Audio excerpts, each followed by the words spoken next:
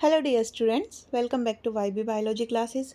आज की क्लास में हम बात करने वाले हैं about locomotion in protozoa. Protozoa के रिगार्डिंग हमने बात कर ली है कि general character of protozoa, economic importance of protozoa, classification of protozoa, और अब हमारा जो पॉइंट ऑफ कंसर्न है वो है अबाउट लोकोमोशन। तो सबसे पहले हम लोकोमोशन की डेफिनेशन से स्टार्ट करेंगे, फिर हम बात करेंगे कि बेसिकली कितने तरीके के मेथड हैं प्रोटोजोआ में लोकोमोशन के, और एक एक करके उन सब मेथड को हम डिस्क्राइब करेंगे इन डिटेल। तो चलिए स्टार्ट करते हैं with the definition of locomotion. Locomotion क्या है? Locomotion is the ability of an organism to move in a given medium. जैसे हमारे लिए मीडियम एयर है, जो एक्वेटिक ऑर्गेनिज्म है उनके लिए मीडियम वाटर है।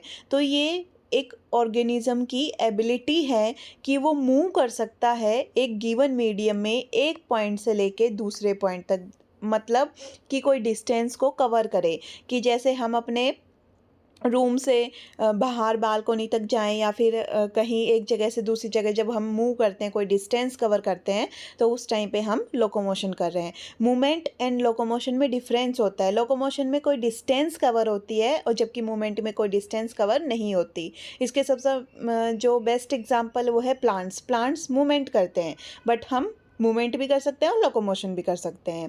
अगर डिस्टेंस कवर हुई उस मूवमेंट की वजह से तो लोकोमोशन कहलाएगा। बेसिकली चार तरीके पता है हमें प्रोटोजोआ के अंदर जिसके थ्रू उनमें मूवमेंट होती है: amoeboid, flagellar, ciliary, metabolic movement या लोकोमोशन। अब इनकी जो स्पीड है लोकोमोशन की, जैसे जो अमीबॉइड मूवमेंट है उसके अंदर 0.2 माइक्रोन टू 3 माइक्रोन पर सेकंड मैक्सिमम स्पीड है अमीबॉइड फॉर्म की। जो फ्लैजिलेट्स हैं उनकी स्पीड इनसे ज़्यादा होगी, 15 micron to 300 micron, and then 400 to 2000 in ciliates की इतनी डिस्टेंस ये कवर कर सकते हैं पर सेकंड। तो इनमें सबसे ज़्यादा फास्ट कौन है? सीलिएट। सबसे स्लो कौन है? अमीबॉइड फॉर्म, कि जिनके अंदर अमीबॉइड मूवमेंट होगी, अमीबॉइड लोकोमोशन होगा सूडोपोडिया के थ्रू, वो सबसे स्लो होंगे। और जिनके अंदर सीलिया की हेल्प से लोकोमोशन होगा वो सबसे फास्ट तरीके का लोकोमोशन होगा। अब हम बात करते हैं कि अमीबॉइड मूवमेंट की। अमीबॉइड मूवमेंट करेक्टरिस्टिक है जो हमने क्लासिफिकेशन किया था उसके अंदर सार्कोमेस्टिगोफोरा के दो फर्दर सब क्लासेस थी, सार्कोडीना एंड मेस्टिगोफोरा उनके अंदर, और जो सब फाइलम स्पोरोजोआ थी उसके अंदर ये जो अमीबॉइड मूवमेंट है वो देखने को मिलती है। तो किन किन में देखने को मिलेगी? जो हमने पहली दो सब फाइलम क्लासिफिकेशन में पढ़ी थी उनके अंदर अमीबॉइड मूवमेंट देखने को मिलेगी। ये जो अमीबॉइड मूवमेंट है वो किसकी वजह से होती है? Through the formation of pseudopodia. Pseudopodia क्या है? सूडोपोडिया एक टेम्पररी क्यों है? क्योंकि रिवर्ट बैक हो सकता है, बाहर निकलता है और फिर रिवर्ट बैक होगा। सूडोपोडिया क्या है? Pseudopodia temporary false feet finger like feet है। सूडो, ये जो सूडोपोडिया वर्ड है ये दो वर्ड का कॉम्बिनेशन है, सूडो मीनी फॉल्स, पोडा मीनी फिट, की फॉल्स फिट, और ये फिंगर लाइक प्रोजेक्शन बाहर की ओर निकलता है। टेम्पररी इसलिए बोलते हैं क्योंकि फिर ये बाद में रिवर्ट बैक कर लिया जाता है। Pseudopodia by streaming flow of cytoplasm in direction of movement. अभी सोल जेल थ्योरी के थ्रू इस वाले पॉइंट को हम समझेंगे। Locomotion by pseudopodia is possibly only over a surface, की एक सबस्ट्रेटम चाहिए, एक सरफेस चाहिए सूडोपोडिया के थ्रू लोकोमोशन करने के लिए। अगर ऑर्गेनिज्म के पास कोई सरफेस नहीं है, जैसे कि हमें चलने के लिए क्या चाहिए कि जो अर्थ है वो चाहिए, हम हवा में चल नहीं सकते, तो उसी तरीके से सूडोपोडिया के मोशन के लिए जो ऑर्गेनिज्म है उसे एक सरफेस की ज़रूरत पड़ती है। We still do not know precisely about the mechanism involve in the formation of pseudopodia.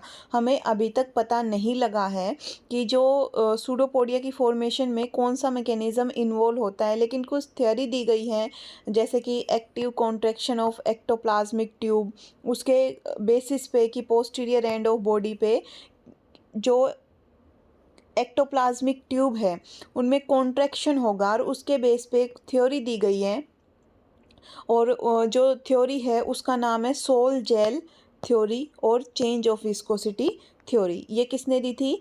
मास्ट ने एंड पेंटीन ने 1925 में दी थी। इन्होंने क्या कहा था कि जो ये यहाँ पर कॉन्ट्रैक्टिंग ट्यूब है, यहाँ पर जो कॉन्ट्रैक्टाइल ट्यूब है प्लाज्मा जेल की, ये क्या करता है कि जब इनमें कॉन्ट्रैक्शन होगा तो एंडोप्लाज्म है उसके अंदर वो आगे की ओर मूव करता है, और जब एंडोप्लाज्म ऐसे आगे की ओर मूव करेगा तो जो एक्सटेंशन है वो बाहर निकलेगा, और उस एक्सटेंशन को नाम दिया जाता है सूडोपोडियम। देखो जो ये डायग्राम है, इस डायग्राम से हमें ये पता लग रहा है कि जो सरफेस है, सबस्ट्रेटम है, सिर्फ उसके ऊपर ही सूडोपोडिया की फॉर्मेशन हो सकती है। सूडोपोडिया के थ्रू लोकोमोशन हो सकता है। कैसे होगा कि यहाँ पर जो प्लाज्मा जेल है वो प्लाज्मा सोल में कन्वर्ट होगा, यहाँ सोल प्रेजेंट होगा, इस साइड में जेल प्रेजेंट होगा। ये प्लाज्मा लीमा है, ये एक्टोप्लाज्म है, ये एंडोप्लाज्म है, बीच में प्लाज्मा सोल है, ये आगे की ओर मूव कर रहा है, जेल में यहाँ पर ये कन्वर्ट किया जाएगा। जब इन कॉन्ट्रैक्टाइल ट्यूब के थ्रू जो प्लाज्मा सोल है आगे की ओर मूव करेगा और यहाँ जेल में जाके कन्वर्ट होगा, तो बाहर की ओर जो प्लाज्मा लीमा है वो बाहर की ओर पुश की जाएगी, बाहर की ओर निकाली जाएगी, उसे धक्का दिया जाएगा और नए सूडोपोडियम की फॉर्मेशन होगी। फिर बाद में जैसे ही ये सूडोपोडियम आगे की ओर निकला, यहाँ से कॉन्ट्रैक्शन की वजह से जो ऑर्गेनिज्म की बॉडी है वो आगे की ओर मूव करेगी, और ऑर्गेनिज्म ऐसे लगेगा जैसे कि भाई वो आगे की ओर मूव कर रहा है, कि यहाँ से एक्सटेंशन निकलेगा, यहाँ से वो कॉन्ट्रैक्ट होगा, यहाँ से एक्सटेंशन निकलेगा, यहाँ से कॉन्ट्रैक्ट होगा। फिर जो ये प्रोसेस है जिसके अंदर कंटिन्यूस सोलेशन चलेगा पोस्टीरियर साइड पे, कंटिन्यूस जेलेशन चलेगा एंटीरियर साइड पे, कि जो एंटीरियर साइड है उस साइड में तो जो जेल है वो बनेगा, और जो पोस्टीरियर साइड है वहाँ पर सोल प्रेजेंट होगा, सॉल्यूशन की फॉर्म में रहे। देन हम बात करें about flagellar movement. Flagellar movement है किसके अंदर होता है? It is the characteristic of Mastigophora. जो हमने फर्स्ट सब फाइलम पढ़ी थी उसके मेंबर के अंदर फ्लैजिलर मूवमेंट देखने को मिलेगा, और जो मैस्टिगोफोरन्स हैं वो एक या दो फ्लैजिला को कंसिस्ट करेंगे। Flagella need liquid medium for movement और लोकोमोशन। फ्लैजिला की मूवमेंट के लिए इसे किसकी ज़रूरत पड़ती है? लिक्विड मीडियम की ज़रूरत पड़ती है, कि ये एक्वेटिक फॉर्म के अंदर या फिर जो ब्लड है, लिम्फ है, उसके अंदर फ्लैजिला मूव करेगा। 3 type of flagellar movements has been recognised. कौन कौन से हैं? Paddle stroke, undulating motion and simple conical gyration. ये 3 तरीके के फ्लैजिलर मूवमेंट अभी तक नोट किए गए हैं। अब हम बात करते हैं कि जो पैडल स्ट्रोक है, सबसे पहले उसके बारे में बात करते हैं। पैडल स्ट्रोक को 2 साइंटिस्ट थे 1925 में, उन्होंने सबसे पहले इसे ऑब्ज़र्व किया था। उन्होंने क्या ऑब्ज़र्व किया था कि जो फ्लैजिलम है वो साइड वाइज, साइड वे में लेसिंग मूवमेंट शो करता है, और उसके अंदर 2 स्ट्रोक कंसिस्ट होते हैं, effective down stroke and relaxed recovery stroke. जो डाउन स्ट्रोक है उसमें क्या होगा कि जैसे ये ऑर्गेनिज्म है, इसके अंदर ये इफ़ेक्टिव स्ट्रोक है और ये रिकवरी स्ट्रोक है।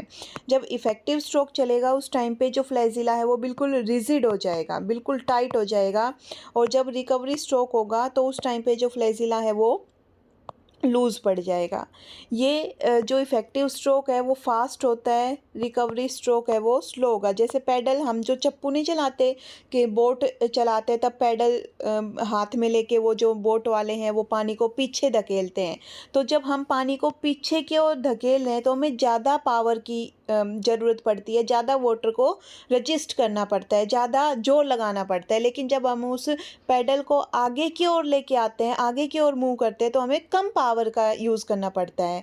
जब पैडल पीछे की ओर जाता है तो बिल्कुल स्टिफ हो जाता है, बिल्कुल रिजिड हो जाएगा, बिल्कुल टाइट हो जाएगा। लेकिन जब फ्लैजिलम आगे की ओर मूव करेगा, मतलब वो अपनी पोजीशन को फिर से रिगेन कर रहा है, तो उस टाइम पे वो काफ़ी लूज़ हो जाएगा, वाटर को कम रेजिस्टेंस देगा और स्लोली अपनी रिकवरी करेगा, अपनी पोजीशन पे वापस आएगा। तो ये इफ़ेक्टिव स्ट्रोक का डायग्राम है कि इस तरीके से इफ़ेक्टिव स्ट्रोक चलेगा और इस तरीके से रिकवरी स्ट्रोक चलेगा। इन दोनों टाइप ऑफ स्ट्रोक की वजह से जो ऑर्गेनिज्म है वो आगे की ओर मूव कर पाता है और अपनी जो लॉन्जिट्यूडनल एक्सिस है उसके चारों ओर गायरेट कर पाएगा, उसके चारों ओर स्पाइरल फॉर्म में मूव कर पाएगा। अब हम बात करते हैं अंडुलेटिंग मोशन की। अंडुलेटिंग मूवमेंट की, कि जो अंडुलेशन है वो कैसे काम करेगा। ये तो बात थी किसकी, ये बात थी पैडल स्ट्रोक की। जब पैडल स्ट्रोक ना समझ में आए तो इतना याद कर लो कि जब हम बोट में बैठते हैं और जो बोटमैन है वो पानी को पीछे धकेलता है, जिसकी वजह से बोट आगे चलती है, वो पैडल का यूज़ करता है।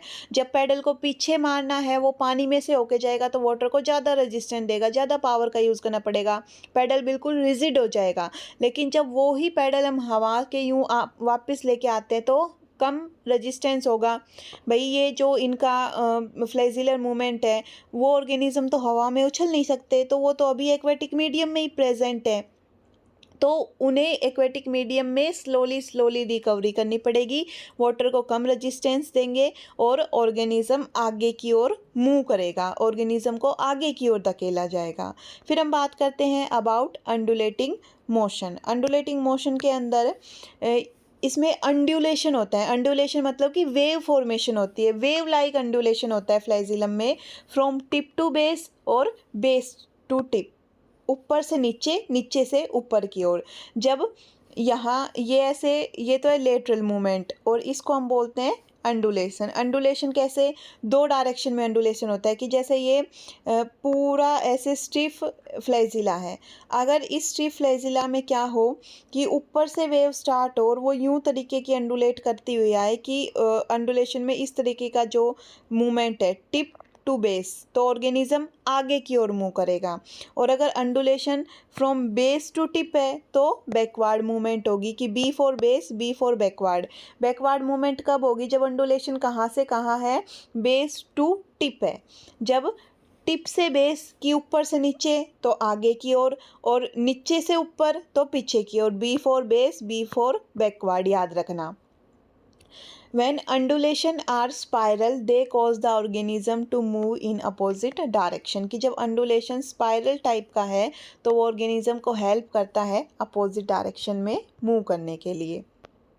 ये वाला बैकवर्ड मूवमेंट का अंडुलेशन दिखा रखा है कि बेस से अंडुलेशन स्टार्ट हुआ था और ऊपर की ओर जाने लग रहा है।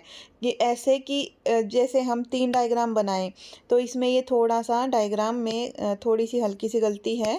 इसमें एक्चुअल में क्या होना चाहिए कि इस तरीके से कि यहाँ से स्ट्रेट हो जाए और ऊपर जाके ऐसे अंडुलेशन शो करे, और इस वाले में थोड़ा सा ये नीचे से अंडुलेशन दिखाना चाहिए हमें, कि ऐसे यहाँ से अंडुलेशन स्टार्ट हुआ था, वो ऊपर गया, फिर वो आगे ऊपर की ओर उसने मूव किया।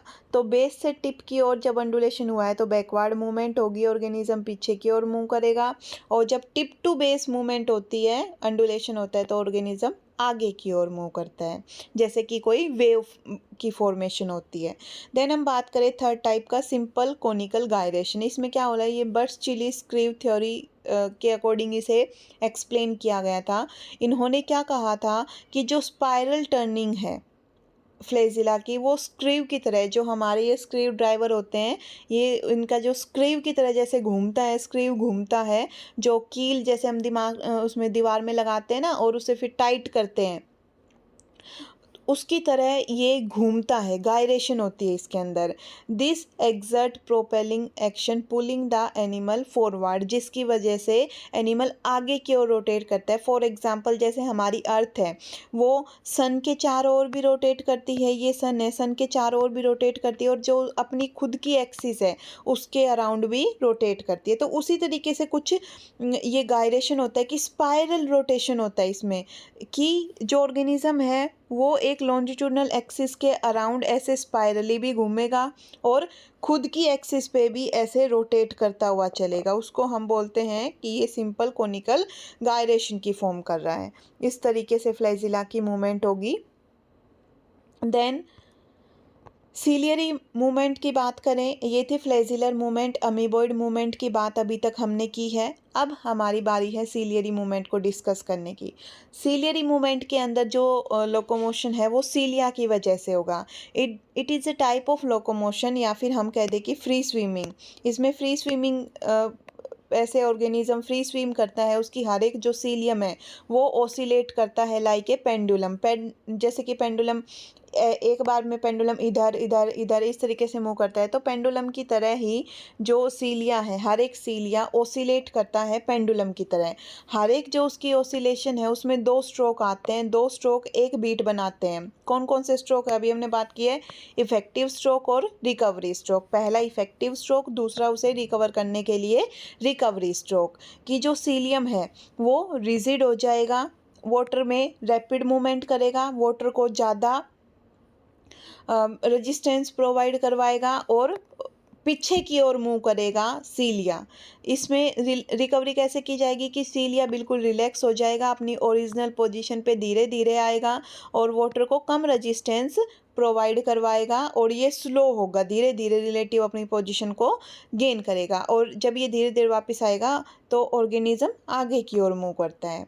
During a beat the cilia strike water in a forward backward direction like paddle. तो ये जब एक स्ट्रोक चलता है तो उस ड्यूरिंग जो सीलिया है वो वाटर को स्ट्राइक करता है, धक्का मारता है फॉरवर्ड बैकवर्ड डायरेक्शन में, कि एक बार पीछे फिर आगे, फिर पीछे फिर आगे। ऐसे पीछे वाला रैपिड और फास्ट होगा और ज़्यादा पावर वाला होगा। जब आगे की ओर मूव होगा तो फिर उसमें एनर्जी कम लगेगी, वो वाटर को कम रेजिस्टेंस देगा और वो स्लो भी होगा।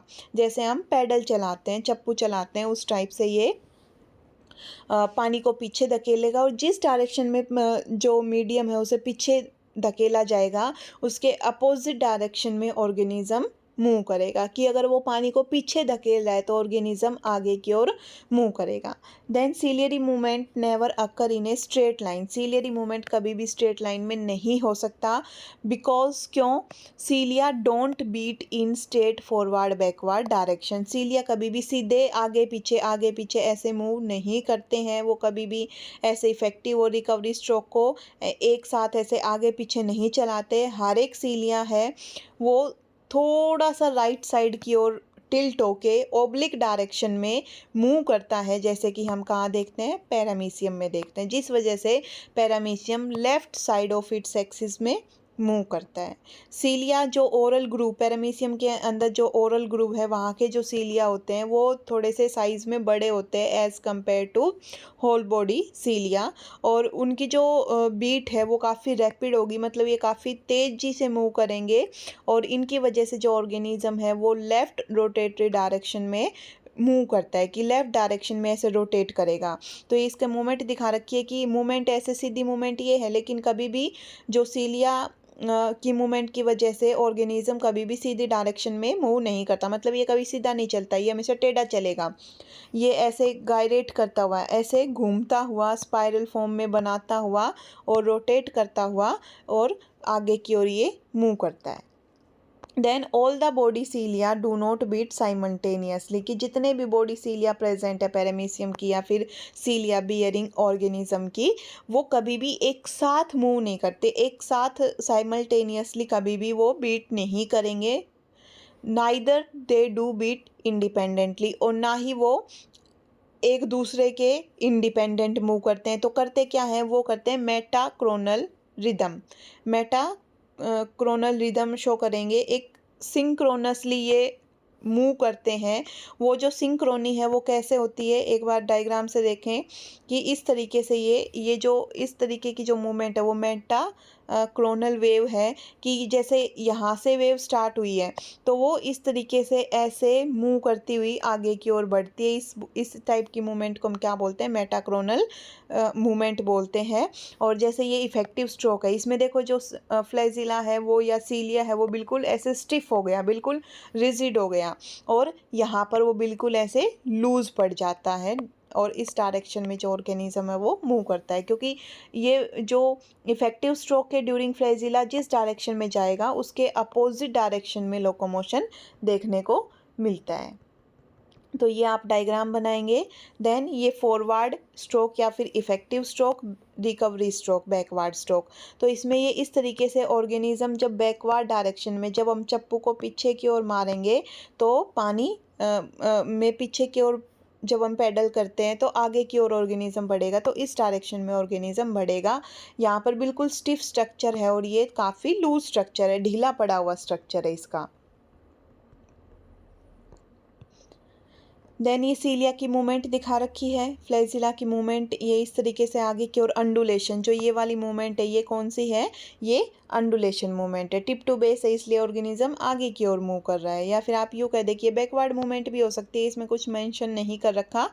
देन सीलिया की रोटेशन के थ्रू ऑर्गेनिज्म जो पैरामीशियम है उसमें जो अभी हमने बात की है, ये सीलियरी मूवमेंट की मेटाक्रोनल रिदम बता दी, और ये जो मूवमेंट है वो इस तरीके की मूवमेंट चलती है in case of paramecium. Then जो लास्ट है हमारी वो है मेटाबॉलिक मूवमेंट, या फिर हम इसे और क्या नाम दे सकते हैं, gregarine movement. Gregarine movement metabolic movement typical type of movement है जो कि कुछ फ्लैजिलेट में ही देखने को मिलती है, जैसे कि हम बात करें यूग्लिना की, एंड मोस्ट स्पोरोजोन्स में ये देखने को मिलेगी उनकी लाइफ की कुछ पर्टिकुलर स्टेज के ऊपर ही। Such organism are seen to show gliding, wriggling, peristaltic movement. Peristaltic movement कैसे कि ऐसे कॉन्ट्रैक्शन रिलैक्सेशन, जैसे हमारी जो ईसोफेगस है वो मूव करती है, ऐसे कॉन्ट्रैक्ट रिलैक्स, इस तरीके की जो मूवमेंट होती है वो पेरिस्टेल्टिक मूवमेंट होती है। तो ये व्रिगलिंग कर सकते हैं, जैसे रेंग के चलते हैं, स्लग मूव करता है, उस तरीके से ये मेटाबॉलिक मूवमेंट, जैसे कि फॉर एग्जांपल इसको समझने का सबसे बढ़िया तरीका है कि एक होल में से या पतली सी जगह में से अगर ऑर्गेनिज्म को पास ऑन होना है तो मेटाबॉलिक मूवमेंट शो करेगा। कैसे करेगा कि पहले जैसे जो ऑर्गेनिज्म है वो अपना आगे की बॉडी को पतला करेगा, पीछे सारा मास लेके आएगा, फिर वो आगे की बॉडी में थोड़ा सा मास लेके आएगा, बीच बीच वाली बॉडी को थोड़ा सा पतला करेगा और फिर इस तरीके से दिखेगा थोड़ा, फिर क्या करेगा, पीछे की बॉडी को पतला करेगा और आगे सारा मास लेके आएगा। तो वो एक पतले से होल में से ऑर्गेनिज्म पास ऑन हो सकता है। फॉर एग्जांपल कैट को कभी आप मूव करते हुए देखना कि कैट बहुत कम जगह में से भी खुद की बॉडी को निकाल लेती है। तो उस टाइप की जो मूवमेंट होती है वो कौन सी मूवमेंट होती है, उसे हम बोलते हैं metabolic movement. Such organism contractile microtubule present in their pellicle wall. जो हमने यूग्लिना के स्ट्रक्चर के ऊपर हम इस तरीके से जो पेलिकल देखते हैं, जो काफ़ी फ्लेक्सिबिलिटी प्रोवाइड करवाती है पेलिकल, तो जो पेलिकुलर वॉल है वो रेस्पॉन्सिबल है for this type of movement. इस टाइप की मूवमेंट के लिए, मेटाबॉलिक मूवमेंट के लिए जो पेलिकुलर वॉल है वो रेस्पॉन्सिबल है। तो ये है हमारा लोकोमोशन ऑफ इन प्रोटोजोआ, ये कंप्लीट हुआ। ये डायग्राम आप अच्छे से बना लेना। देन जो ये बाकी जो ये डायग्राम दिखा रखे हैं बीच बीच में, ये भी डायग्राम आप अच्छे से बनाना। आई होप आपको ये वाला जो टॉपिक है वो अच्छे से समझ में आया होगा। और ये नोट्स कोटपाल से बनाए हुए हैं। अगर आप और थोड़ा इनमें ऐडअप करना चाहते हैं तो कर सकते हैं, लेकिन मेरे हिसाब से ये बीएससी और एमएससी के लिए अगर ये टॉपिक आता है लोकोमोशन इन प्रोटोजोआ तो ये मोर देन इनफ है। Thank you for watching my videos.